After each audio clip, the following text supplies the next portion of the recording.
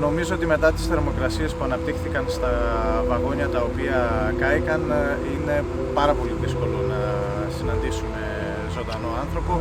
Θερμοκρασίες των 1200 βαθμών και πάνω που συναντήθηκαν μέσα στα βαγόνια, σίγουρα δεν μπορεί να αφήσει πίσω ζωή.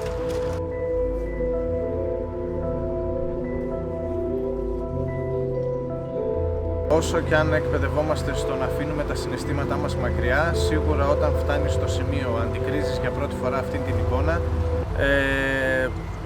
το πρώτο που σου έρχεται στο μυαλό είναι σίγουρα ο φόβος, γιατί μπαίνεις σε ένα συμβάν το οποίο ίσως δεν το έχεις δει ποτέ. Είναι μια κατάσταση που σίγουρα είναι καινούρια, εξάλλου δεν έχουμε τακτικά τέτοιου είδους ατυχήματα στη χώρα μας, οπότε όπως καταλαβαίνετε ήταν πραγματικά ιδιαίτερα τρομακτικό η πρώτη εικόνα που συναντήσαμε. Πρέπει όμως τα συναισθήματα να τα βάλεις στην άκρη, δεν μπορείς να δουλέψεις με το συναίσθημα, πρέπει να δουλέψεις αποκλειστικά και μόνο με το μυαλό, την εκπαίδευση και τα πρωτόκολλα.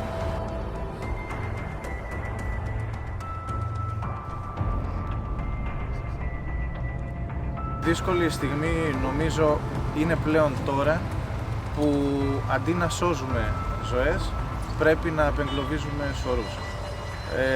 Δεν είναι κάτι που μας αρέσει, δεν είναι κάτι που το θέλουμε και είναι κάτι που μένει πάντα χαραγμένο στο μυαλό μας όσο και αν προσπαθούμε να το αποβάλουμε.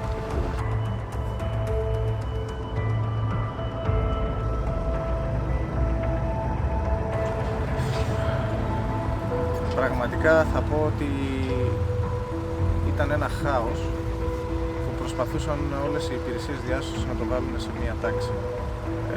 Απίστευτα δύσκολο.